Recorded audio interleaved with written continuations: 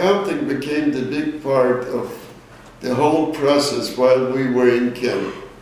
The Germans inaugurated this counting business in order that if one person will run away, they'll take 20 others and shoot.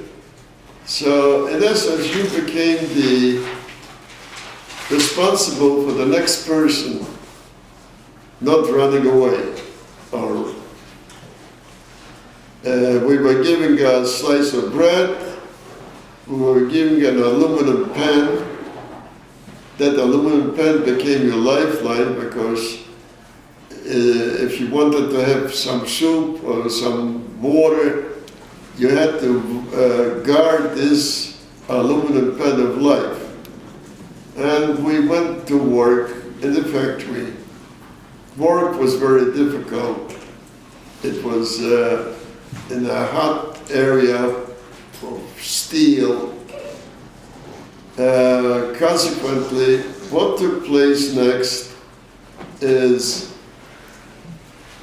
walking around in a jersey or in a shirt and nothing else on yourself. Suddenly the weather changed. The winter came in of a vengeance. So you found yourself freezing to death. So in order to protect yourself, you had to be resourceful in order to find a cement bag. A cement bags, even now, if you look at them, they have 4 layers of insulation. So if you were lucky and resourceful and you found a cement bag, you put it on your body, you found some rope, you tied up the rope, and this was your clothes facing the winter. However, what took place next was because of lack of sanitary conditions, typhus breaks out. Typhus broke out towards the end of November. Of which year? November. Of 42. 42.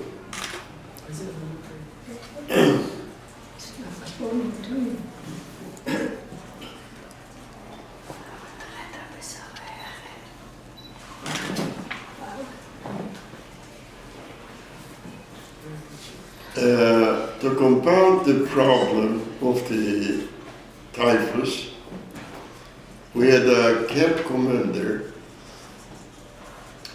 whose pastime was shooting people on sight.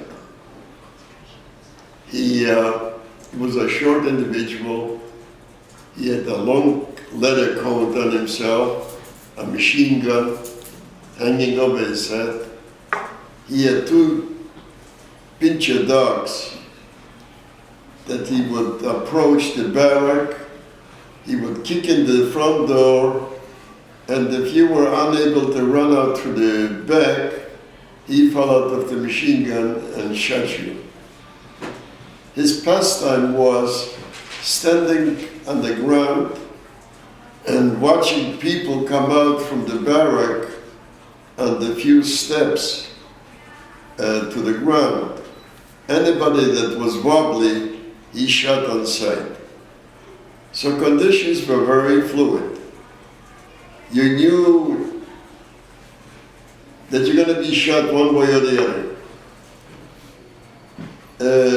It's in this time that I became infected with typhus.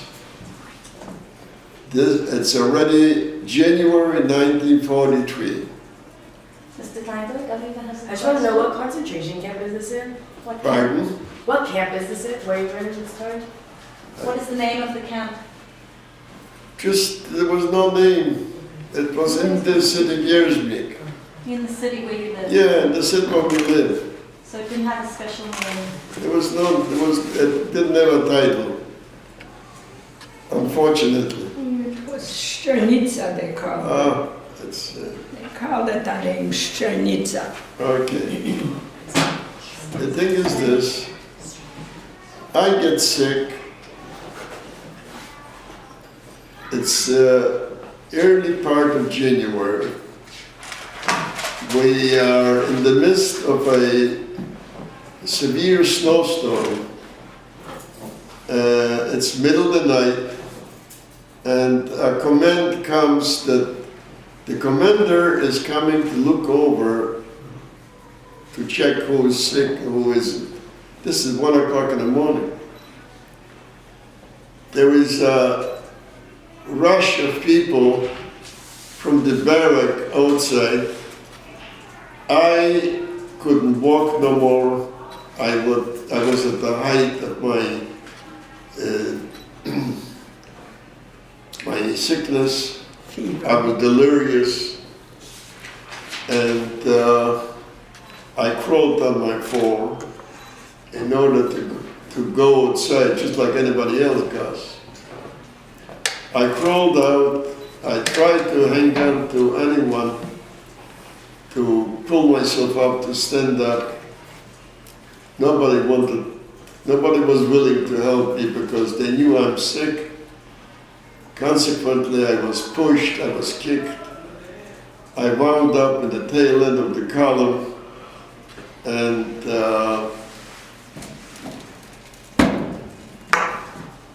I felt, well, whatever's going to happen is going to happen.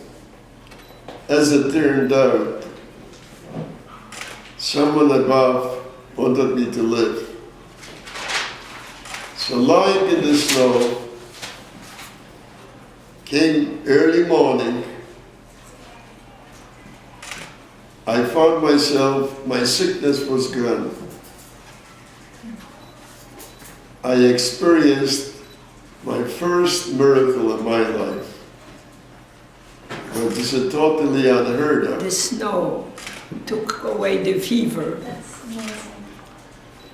It's totally unheard of to have typhus one moment and be well next moment. Is your name Cohen? No. Sorry? Is your name Cohen? No, no. And so, in the same morning, something else happened.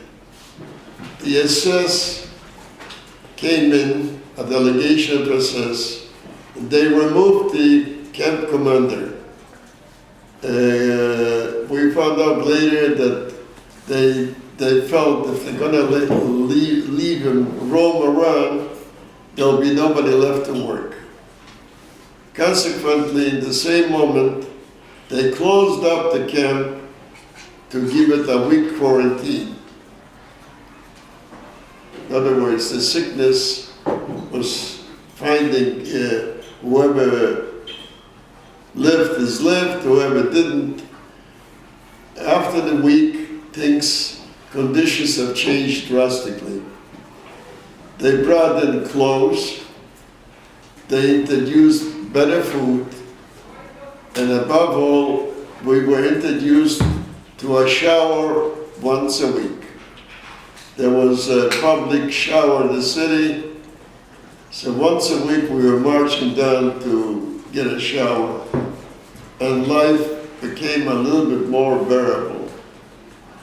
It's 1943, the months are going by, and suddenly, during the year, the Poles who had radios heard the news that in a place called Stalingrad in Russia, the Germans got a very severe defeat.